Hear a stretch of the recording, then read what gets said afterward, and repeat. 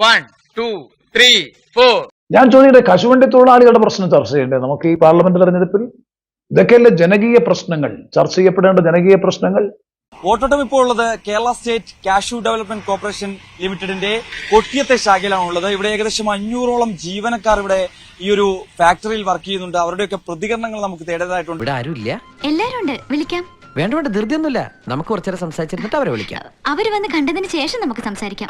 വല്യമ്മാവാ, ഞങ്ങൾ മുകേഷിനൊപ്പം, മുകേഷിനാണ് വോട്ട് ചെയ്യുന്നത്. പിന്നെ LDF സർക്കാരാണ് ഞങ്ങൾക്ക് ഇവിടെ ഫാക്ടറി തുറക്കുന്നതും വേണ്ടുന്ന കാര്യങ്ങളെല്ലാം ഞങ്ങൾക്ക് ചെയ്തു തരുന്നത്. അടിപൊളി. പിന്നീട് ഇവർ കയറിയതിന് ശേഷം ഞങ്ങൾക്ക് ചിങ്ങ ഒന്നിന് തന്നെ ഫാക്ടറി തുറന്നു, ജോലി തന്നു. അതിനുശേഷം 7-8 ജോലി ചെയ്തിട്ട് 1 വർഷത്തെ ബോണസ് ഞങ്ങൾക്ക് തന്നു. അതിനുശേഷം 18 വർഷത്തോളം മുടങ്ങിക്കിടന്ന ഗ്രാറ്റുവിറ്റി പിരിഞ്ഞുപോയ തൊഴിലാളികൾക്ക് അത് കൊടുത്തു. ഞാൻ ചോദിക്കട്ടെ, കശുവണ്ടി തൊഴിലാളികളുടെ പ്രശ്നം ചർച്ച ചെയ്യണ്ടേ നമുക്ക് ഈ പാർലമെന്റ് തെരഞ്ഞെടുപ്പിൽ? ഞാൻ രണ്ടാമത്തെ അമ്മാവനെ പരിചയപ്പെടുത്താം. കൊച്ചമ്മാവാ, അഭിപ്രായം തന്നെയാ. നമുക്ക് ആര് ജയിച്ചാലും നമുക്ക് ജോലി കിട്ടണം. കശുവണ്ടി തൊഴിലാളികൾക്ക് ജോലി വേണം.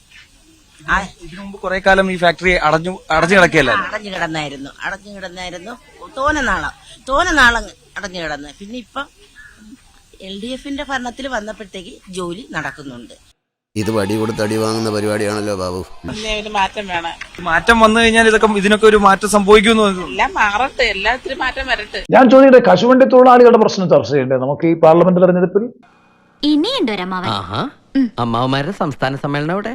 സുധാരമ്മാവാ, 10 വർഷം കൊണ്ടിരുന്നിട്ടും നമുക്ക് കശുവണ്ടിക്ക് വേണ്ടിയിട്ട് ഒന്നും ചെയ്തിട്ടില്ല പ്രേമേന്ദ്രൻ. അതെവിടെയും പറയുന്നു. ഇതേതാണ്ട് എലിക്കണിയിൽ സൂന വെട്ടതുപോലെ.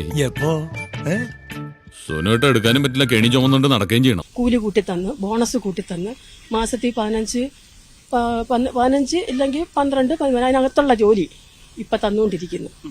ഇത്രയൊക്കെ ഞങ്ങൾക്ക് ചെയ്തുകൊണ്ടിരിക്കുകയല്ലേ. അതിനു മുമ്പ് വരെ കോൺഗ്രസ് ഉമ്മൻചാണ്ടി സർക്കാർ ഭരിച്ചിരുന്ന കാലത്ത് ഞങ്ങൾ അടഞ്ഞു കിടന്ന് പുറത്തായിരുന്നു. എനിക്ക് വയ്യേ, എങ്ങനെ ഇന്ന് രക്ഷപ്പെടും പട്ടാളക്കാരാ? ഞാൻ ചോദിക്കട്ടെ, കശുവണ്ടി തൊഴിലാളികളുടെ പ്രശ്നം ചർച്ച ചെയ്യണ്ടേ നമുക്ക് ഈ പാർലമെന്റ് തെരഞ്ഞെടുപ്പിൽ?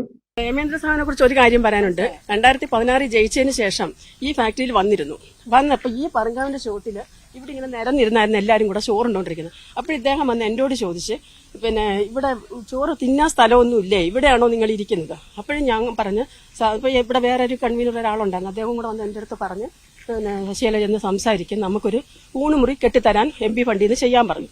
അപ്പോൾ ഞാൻ വന്ന് അദ്ദേഹത്തോട് പറഞ്ഞപ്പോൾ പറഞ്ഞു, ശരി ഞാൻ ചെയ്തു തരാം. പക്ഷെ പിന്നെ ഇതുവരെ അദ്ദേഹത്തെ ഞങ്ങൾ കണ്ടിട്ടില്ല. ഞങ്ങൾക്ക് ആ കെട്ടിടം അവിടെ മേഴ്സിക്കുട്ടിയമ്മ സഖാവ് ചെയ്തു തന്നു. അവർ മന്ത്രിയായിരുന്നപ്പോൾ അവർ ചെയ്തു തന്നു.